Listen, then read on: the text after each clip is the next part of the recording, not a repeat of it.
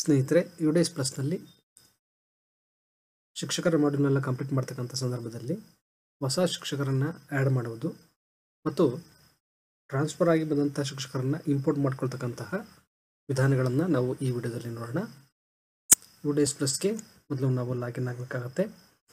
Google ಸರ್ಚಲ್ಲಿ ನೀವು ಯುಡೇಸ್ plus ಅಂತೇಳಿ type ಮಾಡಿ ಸರ್ಚ್ ಮಾಡಿದರೆ ನಮಗೆ ಯುಡೇಸ್ ಪ್ಲಸ್ಗೆ ಸಂಬಂಧಪಟ್ಟಂತಹ ವಿವಿಧ ಮಾಡ್ಯೂಲ್ಗಳ ಲಿಂಕ್ಗಳು ಓಪನ್ ಆಗುತ್ತೆ. ಅದರಲ್ಲಿ ನಾವು ಯುಡೇಸ್ ಪ್ಲಸ್ ಟೀಚರ್ ಅಂತ ಏನಿರುತ್ತೆ ಅದನ್ನು ನೇರವಾಗಿ ತೊಗೊಂಡು ನಾವು ಲಾಗಿನ್ ಆಗ್ಬೋದು. ಅಥವಾ ಯುಡೇಸ್ ಪ್ಲಸ್ ವೆಬ್ಸೈಟ್ಗೆ ಹೋಗಿ ನಾವು ಟೀಚರ್ ಮಾಡ್ಯೂಲ್ ಸೆಲೆಕ್ಟ್ ಮಾಡಿಕೊಂಡು ಕೂಡ ಲಾಗಿನ್ ಆಗ್ಬೋದಾಗಿರುತ್ತೆ. ಯುಡೇಸ್ ಪ್ಲಸ್ ಟೀಚರ್ ಮಾಡ್ಯೂಲನ್ನು ಕ್ಲಿಕ್ ಮಾಡಿದ ನಂತರ ನಾವು ಯೂಸರ್ ನೇಮ್ ಮತ್ತು ಪಾಸ್ವರ್ಡನ್ನು ಬಳಸಿ ಮತ್ತು ಕ್ಯಾಪ್ಚಾವನ್ನು ಬಳಸಿ ಲಾಗಿನ್ ಆಗಬೇಕು.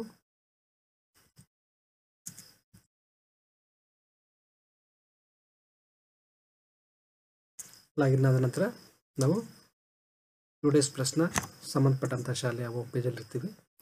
ಅದರಲ್ಲಿ ಕೆಳಭಾಗದಲ್ಲಿ ಸ್ಕ್ರೋಲ್ ಡೌನ್ ಮಾಡಿದರೆ ನಮಗೆ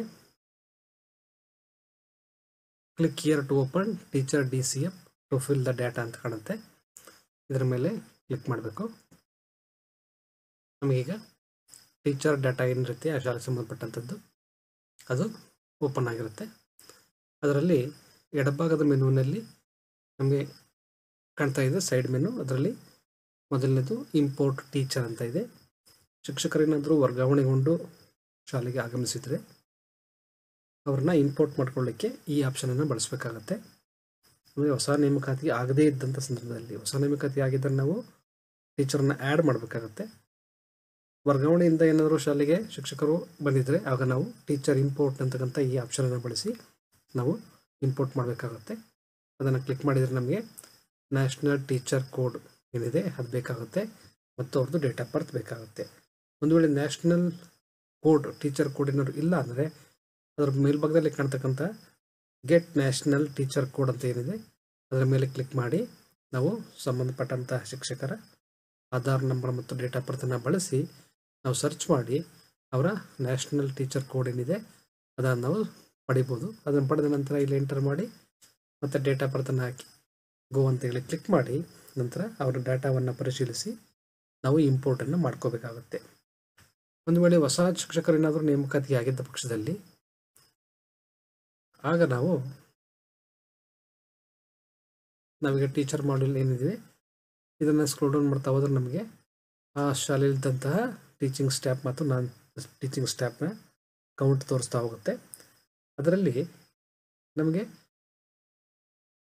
AB ರೆಗ್ಯುಲರ್ ಟೀಚಿಂಗ್ ಸ್ಟಾಫ್, ನಾನ್ ರೆಗ್ಯುಲರ್ ಟೀಚಿಂಗ್ ಸ್ಟಾಫ್ ಇದೆ, ಗೆಸ್ಟ್ ಟೀಚರ್ ಆ ಥರದ್ದಿಲ್ಲ. ಅದಾದ ನಂತರ ಟೋಟಲ್ ಟೀಚಿಂಗ್ ಸ್ಟಾಫ್ ಇನ್ ಪೊಸಿಷನ್ A+B ಇದೆ. ಅದರಲ್ಲಿ ಟೋಟಲ್ ನಂಬರ್ ಕಾಣಿಸ್ತಾ ಇದೆ, ಇನ್ಕಂಪ್ಲೀಟ್ 10 ಕಾಣಿಸ್ತಾ ಇದೆ. ಅಂದರೆ ನಾವು ಅವ್ರ ಪ್ರೊಫೈಲನ್ನ ಇನ್ನೂ ಅಪ್ಡೇಟ್ ಮಾಡಿಲ್ಲ. ಅದರ ಮುಂಭಾಗದಲ್ಲಿ ನಮಗೆ ಆ್ಯಡ್ ನ್ಯೂ ಟೀಚರ್ ಇದೆ. ಇದನ್ನು ಕ್ಲಿಕ್ ಮಾಡೋದ್ರ ಮೂಲಕ ನಾವು ಹೊಸ ಶಿಕ್ಷಕರ ನೇಮಕಾತಿ ಆಗಿದ್ದ ಪಕ್ಷದಲ್ಲಿ ಅವರು ರೆಗ್ಯುಲರ್ ಇರ್ಬೋದು ಅಥವಾ ನಾನ್ ರೆಗ್ಯುಲರ್, ಕಾಂಟ್ರಾಕ್ಟ್ ಅಥವಾ ಪಾರ್ಟ್ ಟೈಮ್ ಅಥವಾ ಗೆಸ್ಟ್ ಟೀಚರ್, ಪ್ಯಾರಾ ಟೀಚರ್ ಯಾರೇ ಇರ್ಬೋದು ಅವ್ರನ್ನ ಎಂಟರ್ ಮಾಡೋದಕ್ಕೆ, ಅವರ ಡೇಟಾವನ್ನು ಎಂಟರ್ ಮಾಡೋದಕ್ಕೆ ನಾವು ಈ ಆಪ್ಷನನ್ನು ಬಳಸಿ ಆ್ಯಡ್ ನ್ಯೂ ಟೀಚರನ್ನು ಕ್ಲಿಕ್ ಮಾಡಿ ಅವರ ಸಂಬಂಧಪಟ್ಟಂಥ ಎಲ್ಲ ಮಾಹಿತಿಗಳನ್ನು ನಾವು ಇಲ್ಲಿ ಫಿಲ್ ಮಾಡಿ ಸೇವ್ ಆ್ಯಂಡ್ ನೆಕ್ಸ್ಟನ್ನು ಆಯ್ಕೆಯನ್ನು ಕ್ಲಿಕ್ ಮಾಡೋದ್ರ ಮೂಲಕ ನಾವು ಅವರ ಡೇಟಾವನ್ನು ಆ್ಯಡ್ ಮಾಡ್ಬೋದು. ಅದೇ ಥರ ನಾನ್ ಟೀಚಿಂಗ್ ಸ್ಟಾಫ್ ಏನಾದರೂ ಹೊಸದಾಗಿ ನೇಮಕ ಆಗಿದ್ದರೆ ಅವ್ರನ್ನೂ ಕೂಡ ನಾವು ಈ CL ನಾನ್ ಟೀಚಿಂಗ್ ಸ್ಟಾಫ್ ಏನು ಆಪ್ಷನ್ ಇದೆ ಅದ್ರ ಮುಂಭಾಗದಲ್ಲಿ 0 ಕಾಣಿಸ್ತಾ ಇದೆ. ಅದರ ಮುಂಭಾಗದಲ್ಲಿ ಆ್ಯಡ್ ನ್ಯೂ ನಾನ್ ಟೀಚಿಂಗ್ ಅಂತ ಏನು ಆಪ್ಷನ್ ಇದೆ ಇದನ್ನು ಕ್ಲಿಕ್ ಮಾಡೋದ್ರ ಮೂಲಕ ನಾವು ಮಾಮೂಲಿ ಅದೇ ಥರನೇ ಅವರ ಡೇಟಾಗಳನ್ನೆಲ್ಲ ಎಂಟರ್ ಮಾಡಿ ನಾವು ಸೇವ್ ಅಂತ ಹೇಳಿ ಅವರನ್ನು ಕೂಡ ನಾವು ಟೀಚರ್ ಮತ್ತು ನಾನ್ ಟೀಚಿಂಗ್ ಸ್ಟಾಫ್ ಡೇಟಾ ಏನಿದೆ ಅದನ್ನು ಹೊಸದಾಗಿ ಬಂದಂಥ ಶಿಕ್ಷಕರಿಗೆ ನಾವು ಆ್ಯಡ್ ಮಾಡ್ಬೋದಾಗಿರುತ್ತೆ. ಆದರೆ ವರ್ಗಾವಣೆಯಿಂದ ಬಂದಂಥ ಟೀಚರ್ಗೆ ಅವ್ರಿಗೆ ಆಲ್ರೆಡಿ ಟೀಚರ್ ಕೊಡಿರೋದ್ರಿಂದಾಗಿ ನಾವು ಇಂಪೋರ್ಟ್ ಟೀಚರ್ ಅಂತಕ್ಕಂಥ ಆಯ್ಕೆಯನ್ನೇ ಬಳಸಬೇಕಾಗತ್ತೆ. ಇವೆರಡು ಇಂಪೋರ್ಟ್ ಟೀಚರ್ಗೂ ಮತ್ತು ಆ್ಯಡ್ ಟೀಚರ್ಗೂ ಇರತಕ್ಕಂಥ ವ್ಯತ್ಯಾಸ.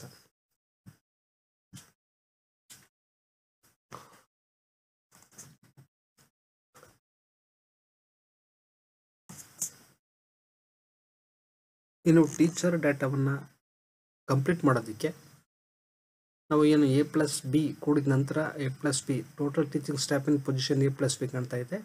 ಅದರ ಮುಂಭಾಗದಲ್ಲಿರ್ತಕ್ಕಂಥ ಟೋಟಲ್ ಸಂಖ್ಯೆ ಏನಿದೆ 10 ತೋರಿಸ್ತಾ ಇದೆ, ಇನ್ಕಂಪ್ಲೀಟ್ 10 ತೋರಿಸ್ತಾ ಇದೆ. ಆ ಇನ್ಕಂಪ್ಲೀಟ್ ಬಂದಿರತಕ್ಕಂಥ ಸಂಖ್ಯೆ ನಮಗೆ ಟೀಚರ್ಗಳ ಮಾಹಿತಿನ ನಾವು ಅಪ್ಡೇಟ್ ಮಾಡಿಲ್ಲ ಅಂತಕ್ಕಂಥದ್ದು ತೋರಿಸುತ್ತೆ. ಎಷ್ಟು ಸಂಖ್ಯೆ ಇದೆ ಅಷ್ಟು ಅಪ್ಡೇಟ್ ಮಾಡಿಲ್ಲ. 10ನಲ್ಲಿ ಔಟ್ ಆಫ್ 10 ಕೂಡ ನಾವು ಅಪ್ಡೇಟ್ ಮಾಡಿಲ್ಲ ಅಂತಕ್ಕಂಥ ತೋರಿಸ್ತಾ ಇದೆ.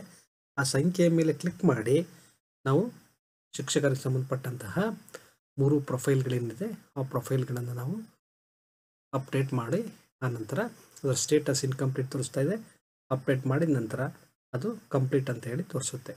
ಜನರಲ್ ಪ್ರೊಫೈಲ್ ಇದೆ, ಅಪಾಯಿಂಟ್ಮೆಂಟ್ ಆ್ಯಂಡ್ ಟೀಚಿಂಗ್ ಪ್ರೊಫೈಲ್ ಇದೆ, ಟ್ರೈನಿಂಗ್ ಆ್ಯಂಡ್ ಅದರ್ ಡೀಟೇಲ್ಸ್. ಈ 3 ಪ್ರೊಫೈಲ್ಗಳನ್ನು ನಾವು ಪ್ರತಿಯೊಬ್ಬ ಶಿಕ್ಷಕರು ಕೂಡ ಕಂಪ್ಲೀಟ್ ಮಾಡಬೇಕಾಗುತ್ತೆ.